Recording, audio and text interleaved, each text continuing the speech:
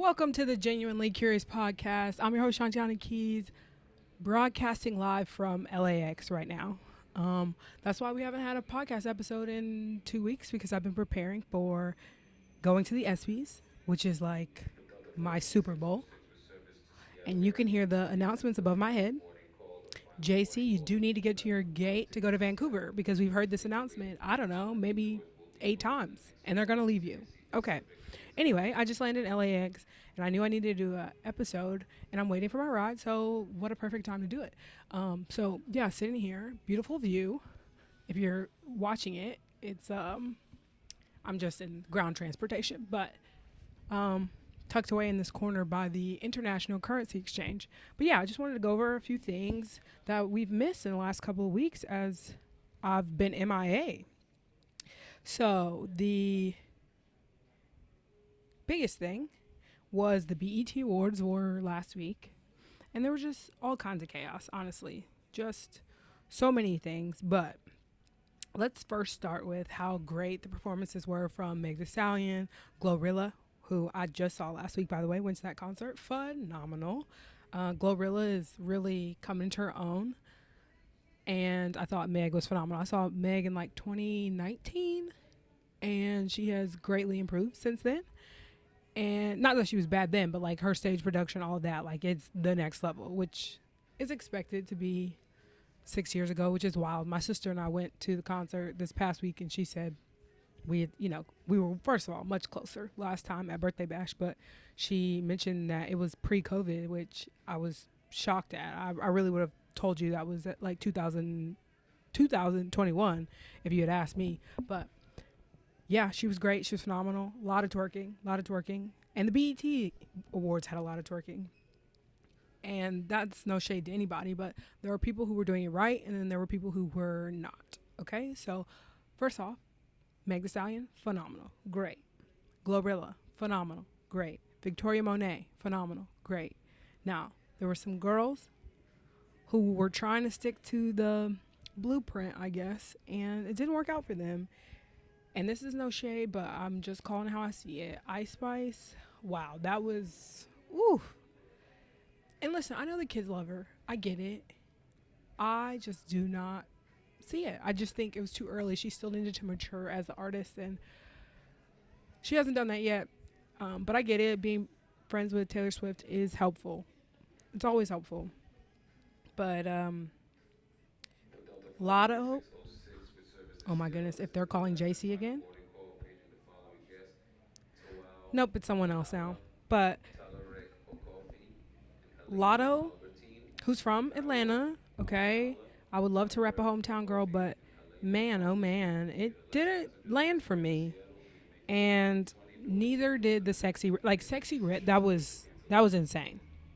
Sexy Red was like, here, take this. Like, this is what you're going to get, and that's just too bad. Like, this is just going to have to be good enough, which I respect in some way. But, yeah, it was, and the audience was older. You could tell, like, this was an audience that, had been to BET Awards for 10, 15 years. And those people are not Sexy Red, her target audience, So that was tough. Tough watch. And then the Usher tribute. That was interesting. I thought it was good, well produced, but there were so many women. And I just didn't understand. Coco Jones, I was like, okay, like I get that. I can kind of get down with that. Keke Palmer made sense, sort of. That seemed like more like a gag kind of performance. And not like in a bad way, like she's a good performer, but it seemed random, right? Because does Keke Palmer, well, she releases music. Okay, in fairness. But it did seem like more of a gag situation. Why do I have these AirPods in? I cannot hear anything on there. And then we had Victoria Monet and Tiana Taylor, who came out and did the, oh my God, what is the song? Is it Bad Girl?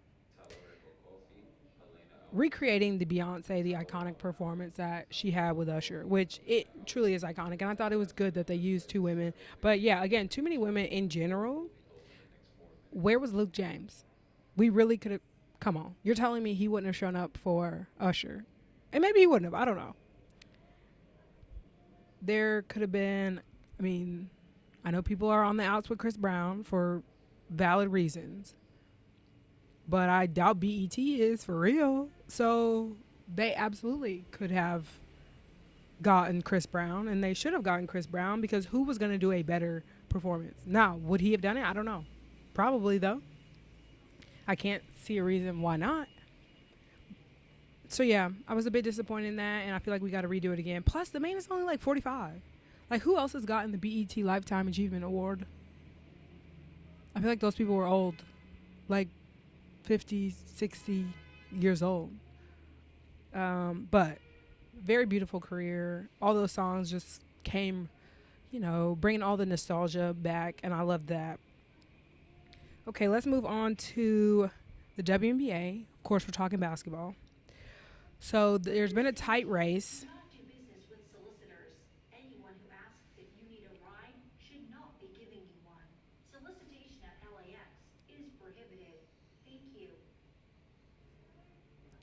There's a tight race for the Rookie of the Year, and there's been a lot of discourse. And I knew this was coming as soon as Cam Brink got hurt, and there really was no like third horse in this race. I just knew this was about to get chaotic, and it was going to become the Angel and Caitlyn show, which, again, I get it for ratings, beautiful, but I'm over the narrative because people are so irresponsible and dangerous with the narrative, and that, I don't know, it just brings a tone to the WNBA that I personally do not enjoy.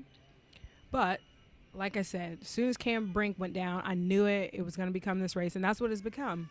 Now, both of them are holding their own. I mean, Angel Reese is a double-double monster right now, doing what she did in college, doing it at the pro level. And then you got Caitlyn she just had a triple-double, first rookie to ever have a triple-double, which actually is kind of crazy, but not crazy because, again, the WNBA is a very good league. So for her to do that against the New York Liberty. Now, I did finally watch the full game. The New York Liberty looked like trash for a good bit of the game. I mean, I won't say the whole game. And Indiana did what they needed to do to win, but they almost gave it away at the end, actually. But, I mean, you can chalk that up to inexperience as well, so there's that. But, I mean, I think Stewie was like 0 from 3, which I was like, girl, go get a bucket at the basket, please. Can we do that? Because you are 6'4". Like, less shooting. And that's just a general critique of basketball in general in the year 2024. But I think it's going to come down to, for a lot of people's votes, the playoffs, who makes the playoffs or who has the better standing. Do I think that's like the best sole option, like the only one option that'll make it good? Probably not, but it feels like it's going to be the only differentiator now that they're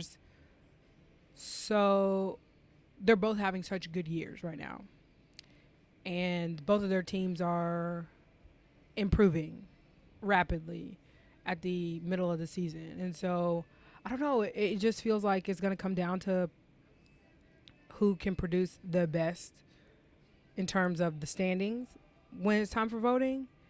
And again, I don't know how fair that is, but it is where we're at. But that's not how everybody's going to have their vote. So it could be a plethora of reasons that people vote for either one. I think until this triple-double, I'm not sure it was as evident to everybody else.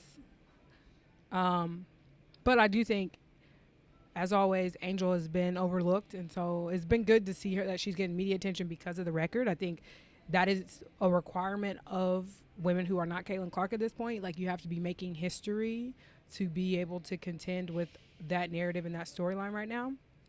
Unfortunate as it may be, but I'm glad that she has it and glad she's going for it. She's broken Candace Parker's record, and, what better company to be in than Candace Parker? Moving on to more sports, we've got Wimbledon. Coco is the top seed left, and I'm really hoping she wins this year. I think that would it really would feel like the ushering into the new guard, even though, I mean, she's number 2 in the world, of course, and she's won one already. But, like, once you get that second one, it's like, okay, we're rolling, we're moving. I'm not sure if Naomi Osaka has been knocked out yet. I haven't heard her name, so I'm going to assume so. But still looking forward to her comeback. But it goes to show you, like, how impactful Serena was. Like, Serena was still getting back to finals shortly after giving birth. Like after almost dying, she was back on the court doing well at her age. Which, by the way, I'm really hoping to meet her this week. I have a hat I would like her to sign. I brought my GOAT Serena shirt that I bought from her website. So I'm really hoping big things. So y'all help me manifest that, please. I would really, really like to meet her and become her best friend. Okay, yeah. And there's so many sports on right now. NWSL. Oh my gosh, it was like Olympic trial after Olympic trial, and I loved every second of it. But I was staying up late, y'all, between swimming, gymnastics. What was the other one? Swimming. Oh, track and field. And there's just like a billion events in track. And so, yeah, that was a lot. But it made me so excited for the Olympics, though. Like, I really think well, I'll be working at that time, so I'll just have to guess I'll have to have it on my phone or something like that. I don't know. It's going to be a lot, but I love every 4 years keeping up with the Olympics. And I have all this nostalgia for the 2008 Olympics. I literally went through all of Michael Phelps' races on YouTube like a week ago. It was kind of absurd. I spent a little too much time doing that, watching like the full 10-minute segment of every broadcast. But it was just like such a beautiful time. I can remember being like at a friend's like get together or whatever and like making them turn on the TV, and then he won by, a fraction of a second, 0.01 or whatever, a tenth of a second. And so, yeah, what a time. What a time to be alive. What a time to witness the GOAT, like legit one of the GOATs. Well, arguably the GOAT in the Olympics because he has the most medals. But I'm also excited to see the U.S. men's basketball team back together because, I don't know, those videos of them practicing, it was all the actual superstars back together. And that hasn't happened. Well, I guess it's only been 8 years since that happened, but the last Olympics, not all of them were there. So now you got LeBron, Steph Curry, KD, and then you have like the new guys, Anthony Edwards. Like, I don't know. I just think it reminds me of the Dream Team. Of course, nothing will ever be that. And excuse me, not the Dream Team, the Redeem Team. It reminds me of the Redeem Team and how excited they were to come together, and like the videos that came out of that in terms of like how, you just like having fun with your friends, you're being competitive, you're beating down on people. Like it feels like AAU, where you're like living together, meeting down in the lobby, just like staying at hotels, having a good time. Like, I'm so excited for these guys. I'm so excited to watch it. But man, we getting old, aren't we? Like the LeBron, KD, like they're getting up there. Steph Curry getting up there. And I'm excited though for this summer. And I'm excited they better be making like a 30 for 30 or something, because it's certainly necessary. Now, moving to the white party. Michael Rubin, who owns Fanatics, I'm not sure what else he does, but he makes a lot of money through Fanatics. He hosts the white party in the Hamptons at his $50 million mansion, where people apparently are trying to like buy their way in. But it's like the hottest ticket in town right now. I mean, they said somebody tried to get paid to get in for $5 million, but I'm like, who is that person? Who's the person with $5 million? Like, did their daughter want to go? And they were like, oh, like we must give her $5 million to go hang out with Charlie D'Amelio, because that seems like the only reasonable thing. But not reasonable that they should do it, but reasonable that like who was gonna spend $5 million. So, anyways, Coco Jones, Joe Burrow, Jay-Z, Tiana Taylor, Drew Skew, Winnie Harlow, Charlie D'Amelio, like all these people. Now, do I think Jay-Z stays for more than 30 minutes? No, I don't think so, because why? Who is that man hanging out with? Who is his peer at that party? Nobody. Literally, like, I can't think of one person who was Jay-Z's peer at that party. And Beyonce wasn't there. Because if Beyonce was there, you would have heard about it. Now, the minute that Mike Rubin can land, like, Travis Kelce and Taylor Swift, okay, we could talk. But I just find it interesting, like, the caliber of people he is able to pull, though. I mean, this is the hottest ticket. I mean, everybody. I mean, so many athletes. They were playing like pickup football on the beach. Tom Brady. Like, where else are you gonna see that? Now, admittedly, I knew a lot of people in the video. Every year, I do like a little recap, and I know I'd say 90%. Guess who I never know? The football players. Never. So in my video, I had to apologize to people because I had no idea who they were. But looks like a fun party. I would definitely want to go because it's like all my worlds coming together into one. So Mike Rubin, holla at me. When the podcast blows up, let me know. Alex Earl was there, her boyfriend, who apparently plays football. I thought he played like hockey or something. It doesn't matter. But a good time was had, and I hope to be invited in the future.